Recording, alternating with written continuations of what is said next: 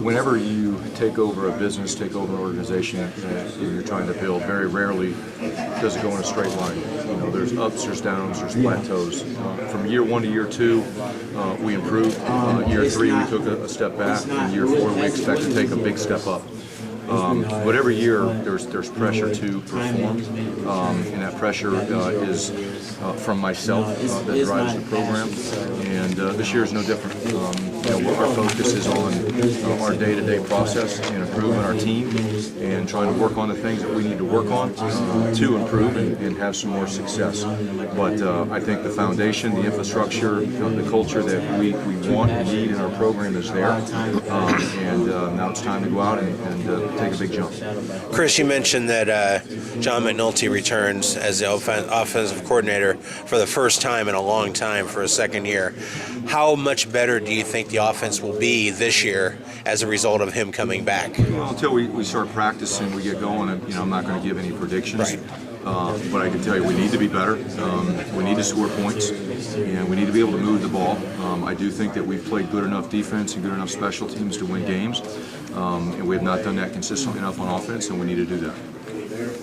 You came obviously from Ohio State, had every advantage. You went to a place that has potential. Obviously, you've seen that before. Did you understand first how kind of night and day it was? Yes and no.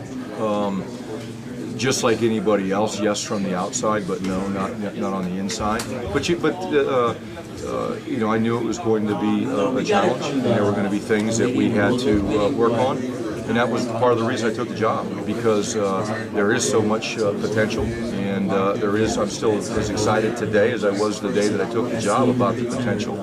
I can tell you right now, you know, the way we do business, both in the athletic department, our program is a lot better than it was when we first got there, and I like the direction that we're going. You got to coach George Jackson, Rutgers, and transferred to Ohio State. What's your scouting report on him for Ohio State people maybe aren't familiar with him? Yeah, I mean, I don't know what he's going to do there. I have no idea. You'd have to ask them. You know, for us, he was the captain last year. You know, he was a good player. We were hoping he'd be a good senior captain for us and continue to develop, but, you know, he's in a different program now, and how he's going to do there, I don't know. Do you have any hard feelings about him leaving? No, all the players that have been in our program and put in their time and effort, I wish them all the best of luck, and love everybody that's come through our program.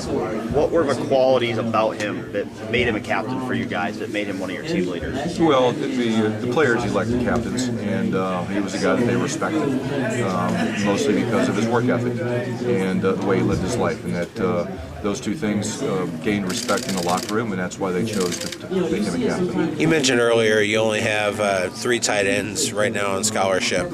Is that a potential issue, or do you maybe see moving anybody to that position that maybe can play that position, or right now No, you just... we've got 4 tight ends that we feel like are going to play, 3 on scholarship. We've got to walk on that's really developed that we think will be a 4th guy for us. You know, it depends on what style of offense you run and where you're at. Some schools, that's all they carry are 3 to 4 tight ends. So, do I wish we had 1 or 2 more yet? But you know, we've got 3, and I think 3 scholarship ones are all going to be good players. And I think that the 4th one's going to add value as well. You had 3 early enrollees this year in the spring. How are they progressing, and what do you see their prospects being for the fall? You know, they all had good springs, you know, and showed promise that they can help us. And August is going to be a big month for them. Sutton came in highly talented, had struggles obviously last year. What's his status right now? How much are you He's our number 1 quarterback going into fall camp. I still have a lot of faith in Art. He was a true freshman trying to run an offense, and it didn't go well his freshman year. Not all the weight of those struggles fall on his shoulders. The pieces around him have to perform better. If we're going to get better, our O-line, quarterback, and D-line have to play better. If you're talking outside of taking care of the football, we've got to play better up front on both sides, and that offensive line has to protect the quarterback better. And that's just what it is. But Art is a better player today because of the situation he went through last year. He learned through his struggles. and he had a really good off season. He's had a good summer, and we've made some adjustments to hopefully help him be comfortable and have success. And I'm excited to see what he does. Speaking of your offensive line, how's Raekwon O'Neal been doing at left tackle, and what do you see from him this year at that position? He had a great spring. He's had a really good summer. He's big and strong. He's over 305 pounds now, runs well, and really worked on his fundamentals and just his overall knowledge of our offense. And I'm excited to see what he can do. He got his feet wet last year in a few games as a freshman. We were able to redshirt him, but we're expecting big things from him. Just to follow up on Jonah, obviously you never want to see a guy leave and go to another school in the conference, but if it has to be anywhere, are you glad it's a program like Ohio State that you know about, you know the program's all about? It's college football now. Transfers come and go. We've been a benefactor of a bunch of transfers during my time there, and we've lost them, just like the majority of all programs in the country. Grad transfers, and that's really one of the reasons the portal was created, not only for grad transfers, but for undergrads, where they cannot be limited on where they're going to transfer. He made a decision. We live with it. We move on. We feel really good about who we've got on our team, and we wish him nothing but the best of luck. Did you have any conversations with him when he made the decision to leave, just kind of advising him on what might be best for him? No. He informed me of his decision. We talked about some of the reasons why, and then he's got to make the decision for what's best for his future and his family. And wasn't my place to try to advise him on those decisions. He made those on his own. Chris, Micah Clark came in as a highly touted four-star player, and he really hasn't performed up to those expectations. What do you expect out of him this year, and what does your depth look like at that position? He's been on offense. He's on defense right now.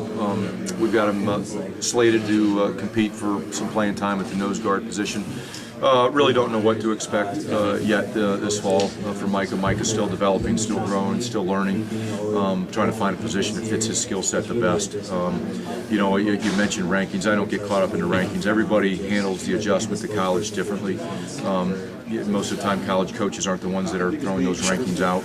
Micah has improved. He continues to improve. He works extremely hard, and we'll see where it falls here after training camp. What positions are you most concerned about? Wide receiver, one of them, defensive line? No, I'm the three I talked about already. There, we have to play better on the O-line, D-line, and quarterback. And every successful team is pretty solid in those three areas, and those are three positions that I want us to improve our play with. What about wide receiver? I think you have 17 on the roster, so you have a lot of depth. Do you need someone to step up? No, we've got guys that can make plays out there. We have to, like I said all last season, we've got to protect the quarterback first and foremost, and allow him to be comfortable back there, and allow him to have time for pass concepts to develop. And I think this year we've made, again, some changes offensively that are going to help us improve our pass game. It was amazing to think that this is the first time you had an offensive come back. It's unheard of. Yeah. I mean, I think Keith, you would know. 2009. Yep, 2009 was the last time. There were 2008, 2000, and it was John McNulty, the guy we have now. Yep, he was the last one. It's the last time that there has been the same offensive coordinator. Don't ask me why. I can only speak to the ones that I've been here. There's been just some things that have come up that have happened, things you can't necessarily control, and it is what it is. We deal with it, but I'm glad we have a consistent one back this year as we move forward. No position that hasn't been talked about yet is the safety position. What kind of battles do you see potentially happening there as fall camp opens in a couple weeks? Yeah, we lost Saquon Hampton. We moved Damon Hayes back to corner. But I'm really excited about the guys that we've got back there. Tim Barrow has been back there battling. Jarrett Paul, we moved from corner to safety. Him and Damon Hayes kind of flipped. Damon went to corner and Jarrett Paul went to safety. And really excited about his future there at safety. We moved Malik Dixon from kind of a hybrid nickel backer back to safety as well. And then Christian Isian is back there. Najee Jones. So we have 5 or 6 guys that are going to be competing for playing time. But Tim Barrow was there last year. Jarrett Paul played a little bit for us last year, albeit not at safety. Malik Dixon, we were really high on a year ago. and he's back with us and excited about him. And Christian Izzy probably had, of all of them, the best spring of all of our safeties. You made the unique decision to name captains at the end of spring ball. How did that work out? What were the impact of that during the summer, and have you seen the leadership kind of gel and emerge? Oh, absolutely. I wanted our leadership set so we could hopefully have some better player-to-player accountability in the summer to hopefully eliminate some issues that can come up in programs in the summer. And so far it's been very well received, and it's worked. We have a group of captains that are respected in the locker room. They do what they say they're going to do. They're some of our better players as well, and they're not afraid to step out and hold others accountable, and they've done a great job of that. Is there a challenge to develop a quarterback who only comes into the program for 1 year, a grad transfer guy? You had it with Bolin, you had it with Zach Allen, now you obviously have it with McLean. Is there a challenge to be able to, or is it kind of, that they've had experience or whatever? Is there a challenge? Yeah, a challenge just like all positions. When you. But quarterback's unique. But they're all the same. I mean, it is unique. It is different because there's more to learn. Yeah.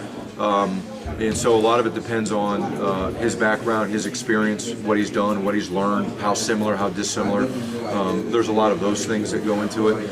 But anytime you bring in a transfer, just like a freshman, you don't know how it's going to work out until they get there. I don't care what he's done somewhere else, what people think about him, until they get on your campus, put on the pads, the cleats, and go out and practice and then play. You really don't know what you're getting. I mean, I haven't coached him before, never watched him live. So I'm not sure what it's going to look like until we get out there and we get going. We're looking at it from an outside perspective. If McLean Carter is a spread guy, he ran that type of system, and then obviously Art is more of a pro-style guy. Or is your offense multiple enough to adapt to whoever is the best quarterback will adjust to his style?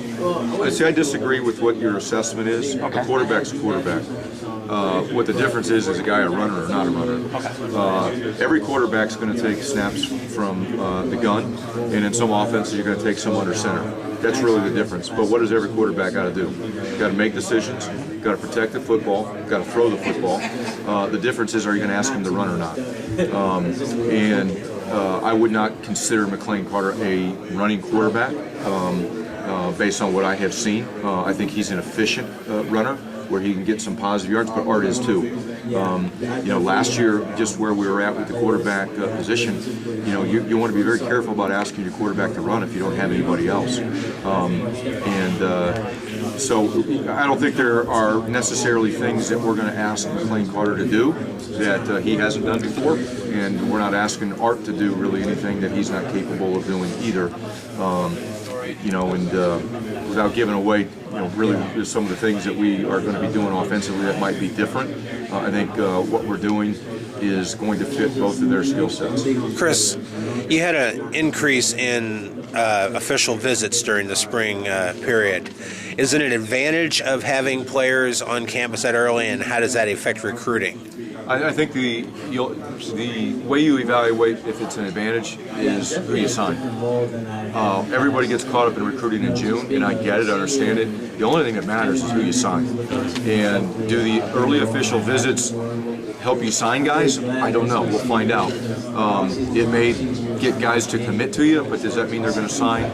We'll see. I think some of the official visits we did have, they were good, they were positive. We had some good response from them, but again, at the end of the day, I'll measure if they're worth doing and they're successful based on who we sign. The new rule last year that had, you could play somebody up to 4 games before deciding if they wanted a redshirt. Was that a good program in your opinion, and did you take advantage of it in any way, shape, or form? Yeah, I think it's one of the good rule changes in college football. I think it's, again, when we talk about making decisions in the best interest of student athletes, it is in the best interest of student athletes to play in 4 games at any time of the year, and we did utilize that rule, and I think it's helped our football team get better because of it, because some guys got their feet wet and got some experience and more confidence heading into this next year.